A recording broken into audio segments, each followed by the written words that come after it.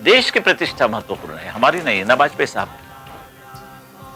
कांग्रेस नहीं आना दूंगा मैं किसी कीमत से। बीजेपी को बढ़ावा मिलेगा, आज जितने हैं उनके इससे भी ज्यादा सीटें उनको मिलेगी। बीजेपी शिवसेना में कोई डिफरेंसेस नहीं? बिल्कुल नहीं। वैसा तो झगड़ा मियाँ बीवी में होते रहते हैं, क्या हमेशा कोई तलाक करें? शरद पवार ने कहा होगा, सलाह दिया होगा, देखो बार बार मैं कैसा बदल जाता हूँ, उसको बदलना पड़ेगा। एक ठसक थी बाल ठाकरे में,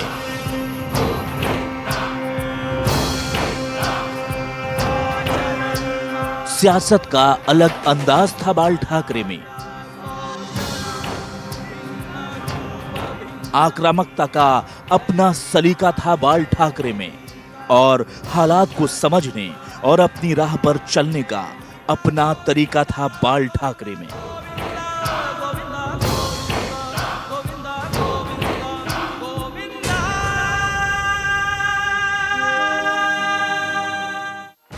शिवसेना बनी 1966 में। बाल ठाकरे ने शिवसेना बनाई मराठी अस्मिता की खातिर, मराठी मानुष की खातिर। लेकिन सियासत के रपीले रास्ते पर चलते चलते बाल ठाकरे से उद्धव ठाकरे आते आते शिवसेना वो नहीं है, हालात वो नहीं है, सियासत वो नहीं है, तरन्नुम वो नहीं है जिसकी आदि रही है शिवसेना। आज सवाल ये है कि सीनियर ठाकरे से जूनियर ठाकरे आते आते, बाल ठाकरे से उद्धव ठाकरे तक आते आते शिवसेना क्या है, कैसी है और कहां खड़ी है। आप देख रहे हैं न्यूज़ 24, साथ आपके मैं हूं कविता सिंह। नमस्कार, हमारी इस खास पेशकश में आपका स्वागत है। जब तक बाल ठाकरे जिंदा थे, शिवसेना और समझौते की सियासत के बीच 36 का आंकड़ा चलता रहा। समझौते की सियासत करना बाल ठाकरे को कतई मंजूर नहीं था, ये उनकी फितरत में ही शामिल नहीं था। लेकिन महाराष्ट्र की मौजूदा राजनीतिक हालत को देखकर हम मौजूदा शिवसेना और उसके प्रमुख उद्धव ठाकरे के बारे में ये बातें नहीं कह सकते हैं। महायुति यानी बीजेपी के साथ गठबंधन में शिवसेना ने चुनाव लड़ा, महायुति को बहुमत भी मिला, लेकिन ऐन वक्त पर उद्धव ठाकरे ने बीजेपी की दोस्ती से ही साफ इनकार कर दिया। बीजेपी सरकार में छोटा भाई बनने के उनको इनकार कर दिया। अब देखिए रिपोर्ट।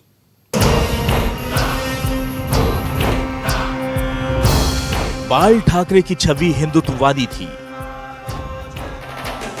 मुस्लिम विरोधी थी, वो हिटलर की तारीफ करने वाले थे। हिंदुत्ववादी विचारधारा की इसी समानता ने बाल ठाकरे को 1980 के दशक में बीजेपी का दोस्त बना दिया। अटल बिहारी वाजपेयी और लाल कृष्ण आडवाणी से बाल ठाकरे के करीबी ताल्लुकात थे। लाल कृष्ण आडवाणी के राम मंदिर आंदोलन और रथ यात्रा के बाल ठाकरे कट्टर समर्थक थे। विपक्ष क्या हो और इसका भी क्या हो, एजेंडा क्या होता है। विपक्ष का कोई ऐसा खास एजेंडा तो हमने बताया है आपको। हम मोर्चे निकाल रहे हैं, कभी एकजुट से निकालते हैं, कभी अलग अलग निकालते हैं, विषय एक ही होता है, लेकिन विचार एक हैं। विचार का हमारा एजेंडा एक है। चाहे हम बीजेपी यहाँ लड़ें तो हम कहीं महाराष्ट्र के दूसरे भाग में लड़ें, इंटीरियर में, तो एक ही है। और अंदर की बात कहूँ तो हम एक हैं, बिल्कुल मजबूती से हम बैठे हैं, खाली एक छोटा धक्का चाहिए। 1989 में शिवसेना और बीजेपी सियासी तौर पर दोस्त बने। महाराष्ट्र में शिवसेना बड़े भाई के रोल में थी तो बीजेपी छोटी। ये सिलसिला बाल ठाकरे के जीते जी चला। कभी महाराष्ट्र में बीजेपी ने गठबंधन में बड़े भाई का रोल पाने की हसरत नहीं दिखाई, लेकिन 2014 में माजरा बदल गया, बाल ठाकरे नहीं रहे। फिर उद्धव ठाकरे बाल ठाकरे नहीं थे। वहीं बीजेपी में अटल आडवाणी के युग का अंत हो गया। बीजेपी में नरेंद्र मोदी और अमित शाह की ताकतवर जोड़ी बनी। ठाकरे परिवार और बीजेपी की राजनीति 180 डिग्री घूम गई। उद्धव ठाकरे ने अपने पिता बाल ठाकरे के नक्शे कदम पर राजनीति करने की कोशिश पूरी तरीके से की। 2004 में वो शिवसेना के कार्यकारी अध्यक्ष बने। तब बाल ठाकरे जिंदा थे, राजनीतिक तौर पर सक्रिय भी थे, एक्टिव भी थे, लेकिन धीरे धीरे उन्होंने अपनी राजनीतिक मशाल उद्धव ठाकरे को सौंप दी। इसे लेकर ठाकरे परिवार में मतभेद भी खूब हुए। बाला साहेब के भतीजे राज ठाकरे ने मातोश्री तक छोड़ दिया। जानकार ये कहते हैं कि राज ठाकरे में बाला साहेब का सियासी अक्स साफ तौर पर झलकता था, लेकिन बाला साहेब ठाकरे ने अपने तीसरे और सबसे छोटे बेटे उद्धव ठाकरे पर ही अपना भरोसा जताया। 59 साल के उद्धव ठाकरे सॉफ्ट स्पोकन हैं। भले ही वो शिवसेना प्रमुख हों, उसके बावजूद उनका व्यक्तित्व और उनका तेवर अपने पिता बाल ठाकरे पर बिल्कुल भी नहीं गया। यहाँ तक कि वो अपने चचेरे भाई राज ठाकरे की तरह एग्रेसिव भी नहीं। उसके बावजूद बाल ठाकरे की विरासत को ये आगे ले जाते रहे। यहाँ तक कि अपने पिता बाल ठाकरे की 2012 में निधन के बाद जब पार्टी की टूट का खतरा मंडरा रहा था, तब भी इन्होंने मुश्किल हालातों में अपनी पार्टी को बचाए रखा। यहाँ तक कि शिवसेना का वजूद अभी तक इसी वजह से बचा हुआ है। बाल ठाकरे की राजनीति आक्रामक थी। मुंबई में उनकी राजनीति की शुरुआत ही हुई थी पुंगी बजाओ लुंगी भगाओ यानी दक्षिण भारतीयों के खिलाफ।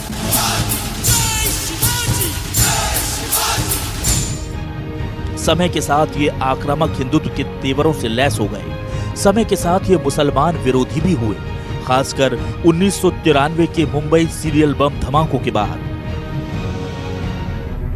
फिर शिवसेना वो पार्टी थी जिसकी विचारधारा बीजेपी से मेल खाती थी।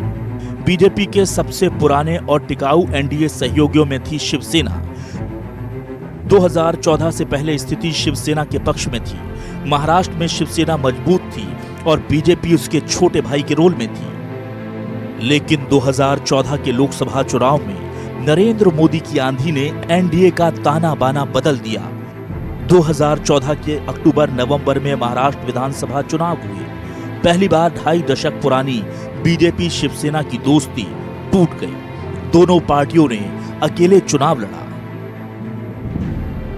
2014 में महाराष्ट्र विधानसभा का चुनाव शिवसेना और बीजेपी ने अलग अलग लड़ा, लेकिन जब चुनाव के नतीजे आए तो शिवसेना मजबूरी बस छोटे भाई की भूमिका में नजर आई। यहां तक कि 2014 से लेकर 2019 तक शिवसेना एनडीए में साथ बनी रही और 2019 का लोकसभा चुनाव भी साथ ही लड़ा। लेकिन जब 2019 महाराष्ट्र विधानसभा के नतीजे सामने आए और बीजेपी बहुमत की 40 सीटों से दूर रह गई, तो शिवसेना ने अपना तेवर दिखाना शुरू कर दिया।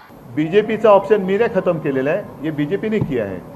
मैंने तो पहले लोकसभा के पहले भी मैं अलग जा रहा था, बीजेपी सामने से आई, मैंने भी उनके भावना का आदर किया, सम्मान किया, और तब पूरे देश में एक ऐसा माहौल था कि बीजेपी की सरकार नहीं आएगी, ज़्यादा से ज़्यादा 200, 210, 220 सीटें आएगी, और उस अंधेरे में मैं उनके साथ गया था। उस अंधेरे में मैं उनके साथ गया था। तो बीजेपी ने मेरे साथ आने का या जो युति थी वो ऑप्शन उन्होंने खत्म हुआ होगा तो उन्होंने खत्म। 2019 के विधानसभा चुनाव के नतीजों के बाद उद्धव ठाकरे ने राजनीति की नब्ज और बीजेपी की कमजोर कड़ी को थाम लिया। ये काम उद्धव ठाकरे ने बिना मौका गवाए किया। उन्हें लग गया कि ये झुकने का नहीं, बीजेपी को झुकाने का वक्त है। यही सियासत है। शिवसेना को महाराष्ट्र की राजनीति करनी है, शिवसेना को मराठी माणूस की राजनीति करनी है। वो एक राज्य में सिमटी हुई पार्टी है। वही दूसरी ओर नरेंद्र मोदी युग में बीजेपी लगातार ताकतवर होती जा रही है। वो देश के बड़े हिस्से पर राज करने वाली पार्टी है। ऐसे में एक बड़ी पार्टी बीजेपी के सामने शिवसेना अगर घुटने टेक देती तो महाराष्ट्र में उसका वजूद संकट में आ जाता।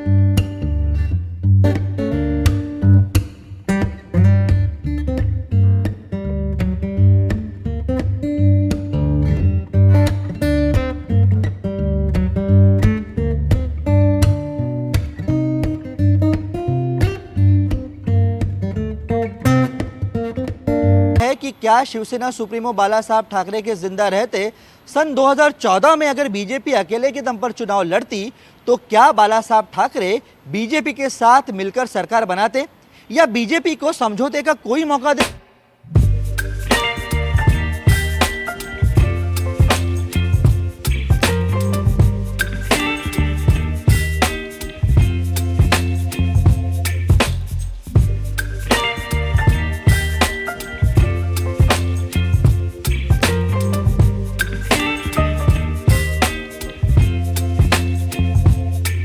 Baby, you give me ice and fire. You give